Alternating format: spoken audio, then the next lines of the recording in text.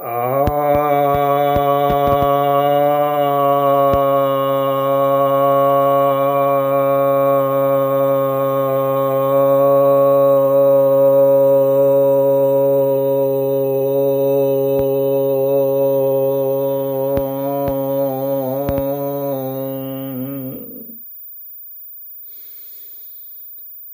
सभी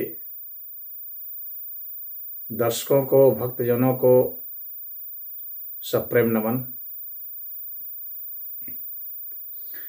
भक्तों, आज मैं आपके समक्ष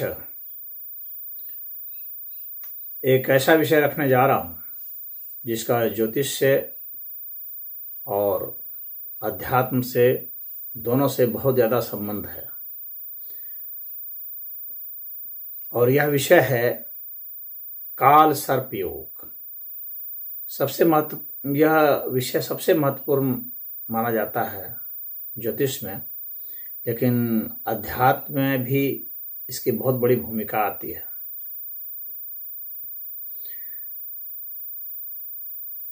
यह कैसे बनता है? अगर ज्योतिष के हिसाब से बात की जाए तो जो हमारी कुंडली है, बर्थ चार्ट है, उसमें 12 भाव होते हैं। आप जानते हैं, यदि आप नहीं जानते तो समझ लें कि 12 भाव होते हैं, यानी 12 खाने होते हैं। अगर आप चार्ट देखेंगे तो 12 खाने होते हैं। उसमें 1 2 3 4 5 6 7 8 9 10 11 12 लिखा होता है, जो एक एक भाव जो है राशि को बतलाता है। अब अगर किसी भी भाव में राहु हो, और राहु और केतु ये ठीक विपरीत रहते हैं एक दूसरे के, तो अगर राहु उदाहरण के लिए अगर पहले भाव में है तो केतु जो है 7वें भाव में होगा। अगर इन दोनों के बीच में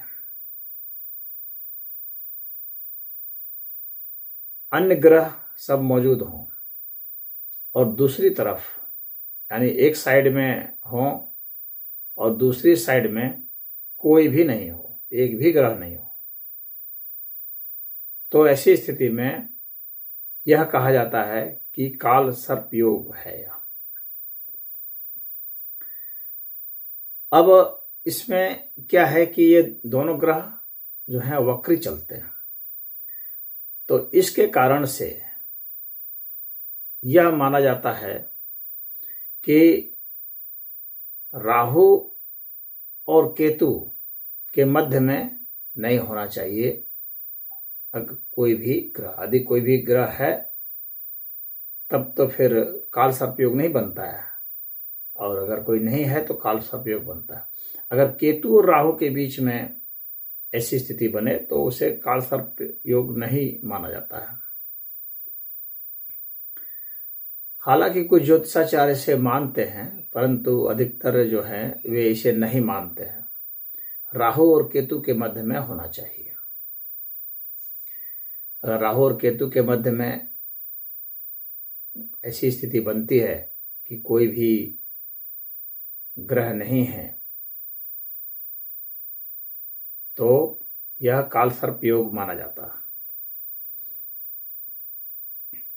और इस प्रकार से वैसे तो बहुत सारे काल सर्प योग होते हैं, परंतु प्रमुखतः 12 काल सर्प योग माने जाते हैं। पहले भाव से लेकर के अलग अलग, हर भाव का एक अलग अलग नाम दिया गया है।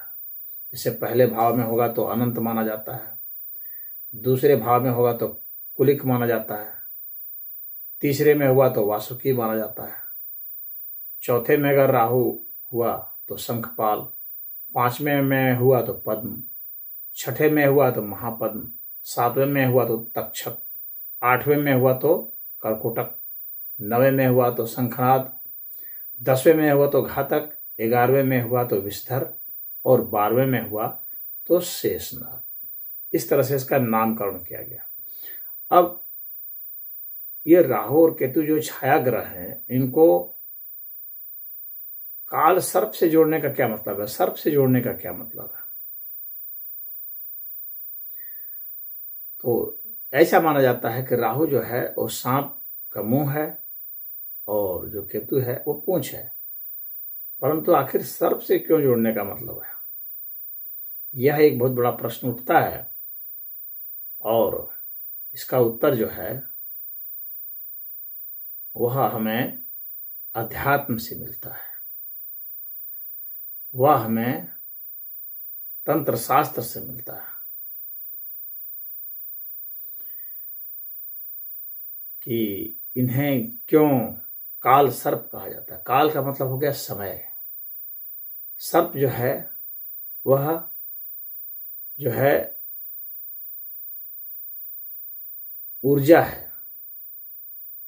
इस तरह की ऊर्जा है जो कुंडली लगा करके बैठी हुई ऊर्जा है, सुप्त ऊर्जा है, गोपनीय ऊर्जा है, गुप्त ऊर्जा है।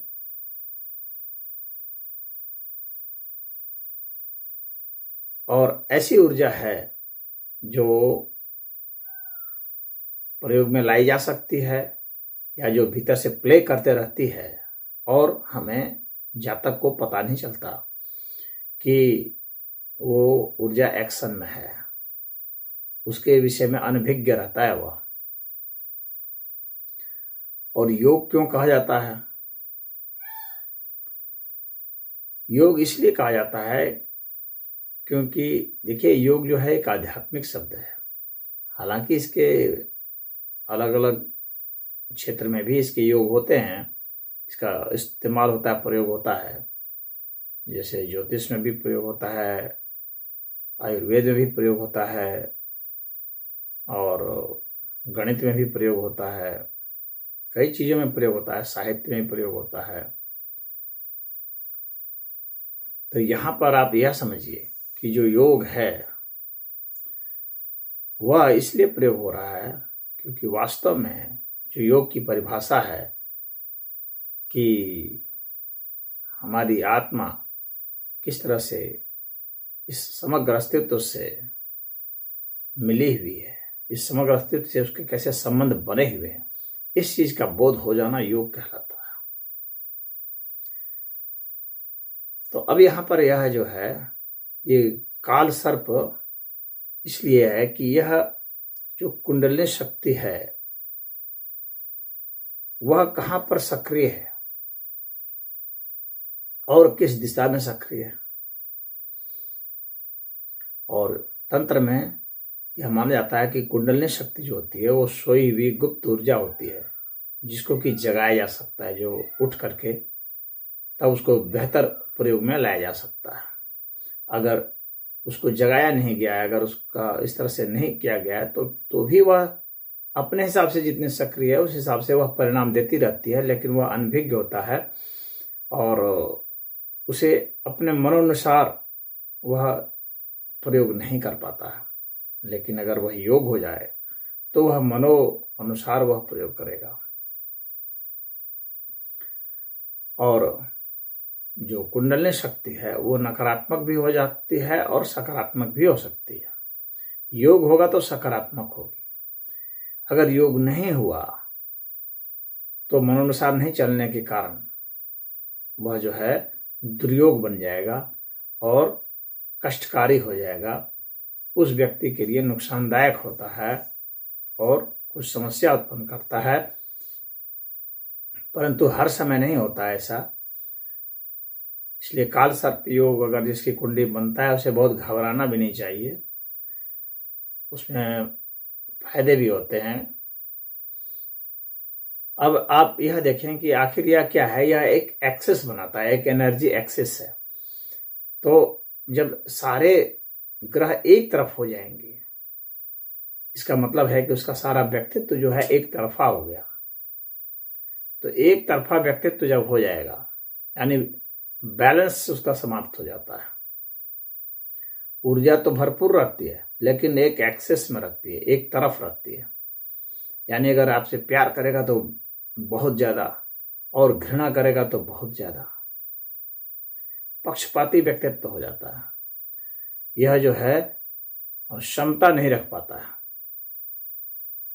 क्योंकि दो ध्रुव जो बन रहे हैं राहु और केतु के, उसी के बीच में सब है।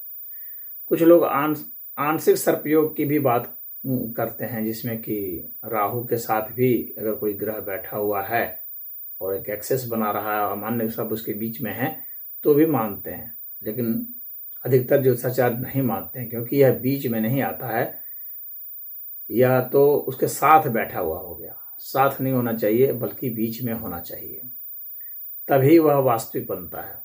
अगर साथ बैठ गया तो नहीं वास्तविक बनता है। और कुछ तो उसको बाहर भी, अगर एक जैसे चंद्रमा बाहर है तो भी मानते हैं, कहते हैं आंशिक काल सर्पयोग है। ऐसा कुछ नहीं होता है, आंशिक काल सर्पयोग नहीं होता है। अगर एक जो बाहर निकल गया हो तो मन हमारा है, वो तो बाहर निकल गया उसके रेंज के, तो फिर तो वह उसको बैलेंस कर लेता है, इसलिए वो काल सर्पयोग नहीं माना जाएगा। वो अंदर ही उसके होना चाहिए, उनकी गिरफ्त में होना चाहिए, राहु और केतु की गिरफ्त में होना चाहिए। एक तरफ सारे हैं तो सारे ग्रहों को जब वो बांध लेते हैं राहु और केतु एक साथ, तो वह काल सर्पयोग कहलाता है।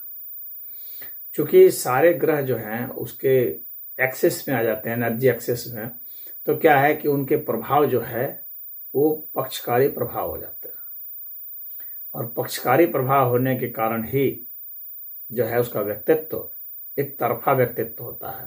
एनर्जी तो भरपूर होती है लेकिन बैलेंस नहीं होती है। ऐसे व्यक्ति जो है उनका व्यक्तित्व बिल्कुल ही विलक्षण होता है, अलग होता है। ऐसा नहीं है कि ये प्रगति नहीं करते हैं, बहुत प्रगति करते हैं, क्योंकि जब उनकी ऊर्जा का समय आएगा वो समय तो वो बहुत सफल होगा, क्योंकि वो उस दिशा में उसको उठा ले जाएगा। बहुत तेज ऊर्जा भरपूर रहेगी, बस उसको एक दिशा देनी होती है। जवाहरलाल नेहरू की भी कुंडली जो है उसमें काल सर्पयोग था। बहुत सारे लोग होते हैं काल सर्पयोग, कोई ये बहुत मत ऐसा नहीं है कि बहुत अनजाना सा नहीं है, बहुत लोगों को होते हैं। अब यह समझिए कि जब पहला से जब हो गया, या अगर अनंत काल सर्पयोग है तो क्या है कि वह उसके सिर पर, उसके बालों पर, उसकी सोच पर, उसके व्यक्तित्व पर असर बहुत ज़्यादा डालता है। उसके व्यक्तित्व में अगर कोई बाधा आ जाएगी, चिड़चिड़ापन आ जाएगा और अड़ंगा लगता रहेगा उसको, किसी भी प्रकार के मानसिक परिश्रम करने में, और शरीर से संबंधित वो जूझता रहेगा, शरीर की परेशानियों से वह जूझता रहेगा।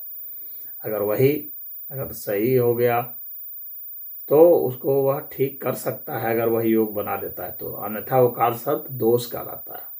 तो काल सर्प योग और काल सर्प दोष दो अलग अलग होते हैं। अलग इसलिए कि यदि वह इस चीज का उपाय नहीं करता है, यदि वह समझता नहीं है अपने इस एक्सेस को, और उसके हिसाब से अगर वह निदान नहीं करता है तो वह काल सर्प दोष हो जाएगा। और यदि वह निदान कर लेता है तो काल सर्प योग हो जाएगा। आपको ज्योतिष में ये दोनों मिलेंगे, और बहुत सारे ज्योतिषाचार्य इसका अर्थ भी उतना ढंग से नहीं समझते। काल सर्प दोष और काल सर्प योग ये अलग अलग चीजें हैं। नहीं समझने के कारण दोष, समझ जाने के कारण योग। सारा खेल समझदारी का है, और इस स्तर का है कि हम उसको मैनेज कर सकते हैं, हम एक बैलेंस बना सकते हैं, तो वही योग हो जाएगा। अपने उस ऊर्जा का हम उपयोग कर सकते हैं उसको जगाने में, किसको, कुंडलिनी शक्ति को जगाने में, तब वह योग कहलाता है, अन्यथा वह दोष कहलाता है।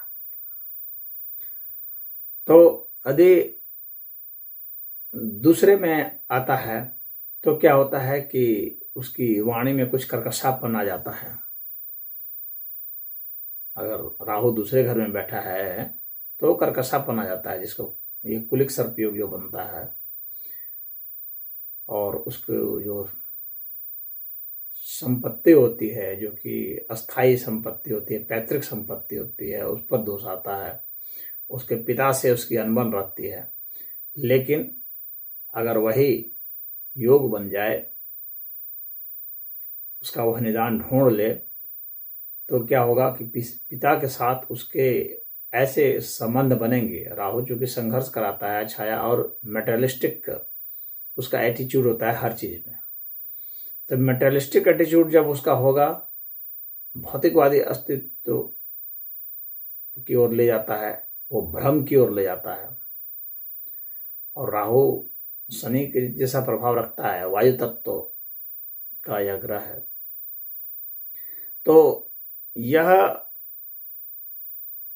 फिर बहुत ज़्यादा शक्ति देगा, उसकी वाणी में बहुत ओजस्विता आ जाएगी अगर योग बन गया तो। हालांकि उससे बोलने का जो लहजा होगा, चूंकि ये तो छाया ग्रह और असुर ग्रह है, क्रूर ग्रह माना जाता है, तो लहजा तो उसका जो है कटाक्ष का होगा, व्यंग का होगा, लेकिन बहुत पावरफुल होगा।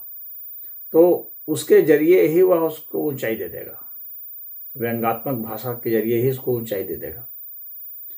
और अगर दोष हो गया तो उसके कारण जो है उसे हर जगह नुकसान होगा, उसकी कोई पूछ नहीं होगी, हर जगह हाशिए पर चला जाएगा, पिता से संबंध खराब हो जाएगा, संपत्ति को वह बर्बाद करेगा।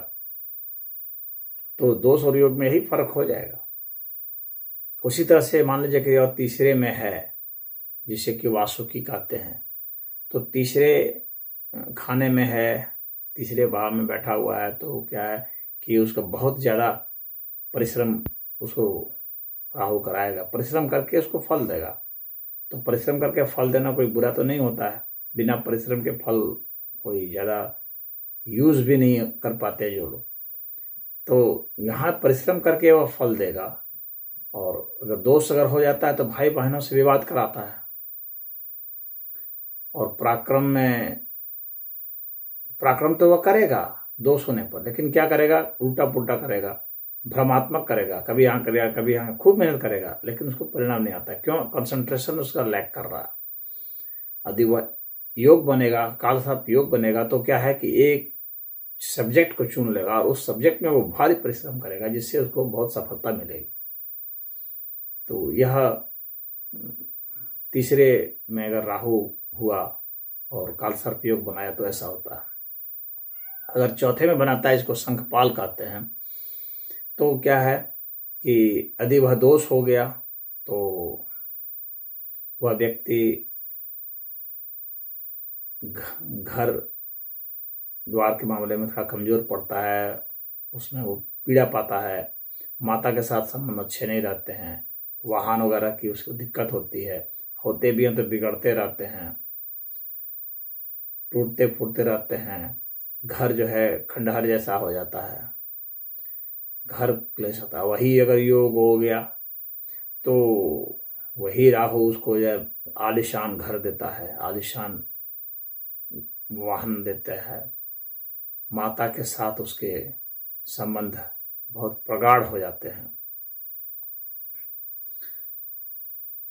तो यही आप देखिए, कालसर्प योग और दोष में ये अंतर आता चला जाता है। और आपको इसमें सिर्फ राहु को ही नहीं देखना, बल्कि केतु को भी देखना है कि केतु हाँ ठीक उसका अपोजिट डायरेक्शन में होगा, तो वहाँ उसके हिसाब से वह अपना जो है शुभ फल भी देता रहता है। फिर किस राशि में है उसके हिसाब से भी उसके फल आते रहते हैं। जैसे अगर वृष राशि में राहु हो गया, जहाँ की वह उच्च का बैठा हुआ है, तो बहुत ही बेहतरीन फल देगा। अगर वृश्चिक में हो गया तो वहाँ नीच का है, वह इसका 20 डिग्री के आसपास में राहु जो है उच्च का या नीच का होता है। अगर वृश्चिक में हो गया तो नीच का हो गया, तो नीच का होगा तो वहाँ खराब फल देगा और उसे बहुत प्रताड़ित कर देगा उस व्यक्ति को। अब यदि 5वें भाव में बैठा है तो ये पद्म कालसर्प योग कहलाता है। तो इसमें क्या होगा कि 5वें भाव में बैठने के कारण अब उसे यहाँ ये उधर संबंधित कष्ट देने लगेगा। जैसे कि चौथे भाव में बैठा है तो हृदय से संबंधित वो कष्ट दे सकता है, 5वें भाव में बैठेगा तो उधर से संबंधित कष्ट देगा, विद्या संबंधित विद्या में बाधा पड़ देगा, संतानों से विवाद होगा, प्रेम में कलह होगा, प्रेम में उसको जाने नहीं देगा, कला में विकसित नहीं होने देगा अगर दोष हुआ तो। और वही अगर योग हो गया तो उसका प्रेम जो है वो छल से प्रेम हासिल कर देगा, क्योंकि राहु तो छल ही कराता है। कला भी उसी तरह से वो हासिल कर लेगा, छल से सीख लेगा। और बहुत बढ़िया से सीख लेगा और छल से उसका प्रयोग भी कर लेगा। तो छल तो वो करेगा हर चीज़ में, क्योंकि वह अपना मूल चरित्र नहीं छोड़ेगा, लेकिन उसमें वह सफलता दिलाएगा। विद्या भी छल से हासिल करेगा, छल से प्रयोग भी करेगा, जहाँ जैसी जरूरत होगी वहाँ करेगा। तो यह एक अच्छा गुण भी माना जा सकता है। परिस्थितियों के हिसाब से उसका प्रयोग करता है। कला का, विद्या का प्रयोग संतानों के साथ वो बहुत ट्रिकी होता है। ट्रिकी व्यवहार करके वो अपने संतानों को मैनेज कर लेगा। तो यह योग में उसका आ जाता है। अगर वही छठा में हुआ तो महापद्म होता है। छठे में होने पर जो है उसे शत्रुहंता योग बनाता है। अगर योग हुआ तो शत्रुओं के ऊपर जीत हासिल करता है, शत्रुओं का नाश करता है। शत्रु उसके वश में होते हैं। शत्रुओं को वो खेल खिला देता है, नाच नचा देता है। और उसी तरह से रोग और ऋण का भी यह है। तो रोग को भी वह मात दे देता है और ऋण को भी वह मात दे देता है। ऋण भी वह इधर उधर से चुकता कर ही देता है, मैनेज कर देता है। लेकिन अगर दोष हो गया तो उल्टा खेल हो जाएगा, बहुत सारे शत्रु पैदा कर लेगा अनावश्यक, और उसके कारण उसको बाधा आएगी, रुकावट आएगी, सफलता नहीं मिलेगी। अनाप शनाप चीज़ों में, गैर जरूरी चीज़ों में रिस्क लेकर के वह ऋण लेगा, कर्जदार हो जाएगा। और रोग भी उसे बहुत सताएंगे। लेकिन अगर यहाँ पर योग बन गया तो ये तो उल्टा हो ही जाएगा। साथ में आप देखिए कि राहु तो छठे में है, तो इसका मतलब केतु कहाँ है? 12वें में है। केतु जब 12वें में है तो बहुत शुभ फल देता है। शुभ किसमें? वो आध्यात्मिक बना देता है, वो मोक्षदायी, मोक्षदायिनी ग्रह है वह। तो ये मोक्ष देने के कारण यह ग्रह जो है बहुत ही आदरणीय बन जाता है। गुरु तो हमें धर्म में ले जा सकते हैं, लेकिन मोक्ष तो केतु ही दिलाता है। तो यहाँ पर जो योग बनेगा छठे में, ये महापद्म कहलाता है। महापद्म का मतलब क्या हो गया कि पूरा सब सहस्त्र दल कमल खिल गया उसका। पद्म जो है कमल दल के लिए होता है। तो सहस्त्र दल कमल खिल गया, यानी पूर्ण योग को प्राप्त हो गया वह, क्योंकि केतु बहुत सही जगह पर है और राहु जो भी सही जगह पर है, सारे शत्रुओं को खत्म कर दिया। तो यहाँ शत्रुओं खत्म कर दिया का मतलब सिर्फ बाहर के शत्रुओं को नहीं, अपने भीतर के जो शत्रु हैं उनका भी नाश कर दिया। अर्थात काम, क्रोध, लोभ, मोह, इन सबको भी राहु ने नष्ट कर दिया। ये जो हमारे शत्रु हैं, खड़ विकार हैं, उनको नष्ट कर दिया। और इसके कारण केतु जो है प्रबल होकर के मोक्ष की ओर उसको ले गया और अध्यात्म की परम ऊंचाई को पहुंचा दिया। इसलिए महापद्म काल सर्प योग बहुत ही अच्छा होता है।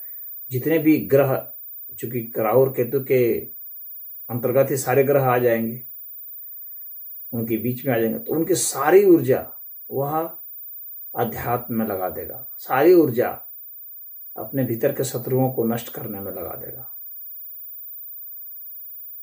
तो वह व्यक्ति परम अवस्था को प्राप्त हो जाता है। तो महापद्म काल सर्प योग बनेगा।